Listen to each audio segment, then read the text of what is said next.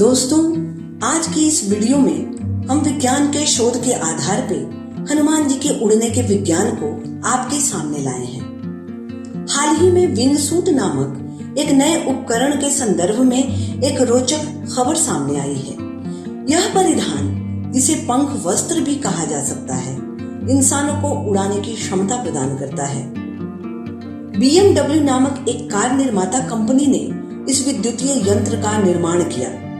इस आविष्कार की परिकल्पना पीटर सेल्जमैन ने की थी, जो एक विंग सूट पायलट और पैराग्लाइडिंग प्रशिक्षक हैं। इसके निर्माण में BMW और डिजाइन वर्क्स ने भी सहायता की। इस उत्पाद का पहला परीक्षण 9,800 फीट की ऊंचाई से हेलीकॉप्टर से नीचे कूदकर ऑस्ट्रिया के पहाड़ी क्षेत्र में किया गया। एक सामान्य इलेक्ट्रिक उड़ान वस्त्र की सामान्य गति 100 किलोमीटर प्रति घंटे होती है, लेकिन ये विंग सूट इससे कहीं अधिक की गति के साथ डिजाइन किया गया है। इसी प्रकार हॉवरक्राफ्ट नामक यंत्र का उपयोग करके ग्लेन मार्टी ने न्यूजीलैंड में उड़ान करते हुए 100 किलोमीटर प्रति घंटे की गति से 100 घंटों तक आसमान में उड़ान भरी। इस प्रयोग को देश दुनिया के समाचार चैनलों ने 3 सितंबर 2010 को प्रसारित किया था। इन प्रमाणों से स्पष्ट होता है कि एक व्यक्ति अपने स्वयं के पंख वस्त्र के सहारे आसमान में उड़ सकता है। इस तरह हनुमान की समुद्र पर उड़ान की बात भी संभव होती है, जैसा कि डॉक्टर ओंकारनाथ श्रीवास्तव ने पाश्चात्य अनुसंधानों के आधार पर स्पष्ट किया है। उनके अनुसार हनुमान की यात्राएं वायु यानों से ही संभव थी। वे पंख वस्त्र और रॉकेट बेल्ट पहनकर आकाश में उड़ते थे।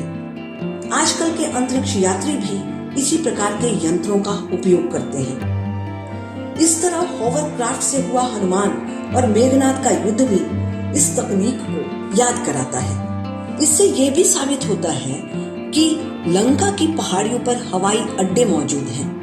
कुछ दक्षिण भारतीय मंदिरों और गुफाओं में आकाशचारी मानवों की चित्रित मूर्तियां भी मिलती हैं। इसके अलावा रावण के ससुर मयासुर ने विश्वकर्मा से विमान की विद्या सीखी और पुष्पक विमान बनाया था। इसके साथ ही महर्षि भारद्वाज द्वारा रचित यंत्र सर्वेश्वयं में विमान निर्माण और संचालन की विधियां उपलब्ध हैं। इस तरह हनुमान और सुपार्श्व ने वायुयान के सहारे लंका की ओर यात्रा की थी, जैसा कि लघु विमान और पंख वस्त्र पहनकर बताया गया है।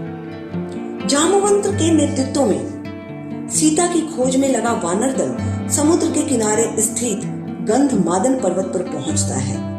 यहाँ जामवंत की मुलाकात संपाति से होती है। जटायु संपाति का ही बड़ा भाई था। जटायु, संपाति और संपाति पुत्र सुपार्श्व बड़े वैज्ञानिक थे। उन्होंने गिद्ध नगरी में रहते हुए लघु और मझोले किस्म के वायुयानों और पंख वस्त्रों का निर्माण किया था। जटायु ने रावण से सीता के मुक्ति के लिए जो युद्ध किया था, तब वह यही वस्त्र पहने हुए थे। जामवंत ने ही संपाति को बताया था कि जटायु की रावण ने हत्या कर दी है। इससे संपाति में प्रतिशोध की भावना उग्र हो उठी। संपाति ने रावण को एक स्त्री का अपहरण कर ले जाते हुए भी देखा था।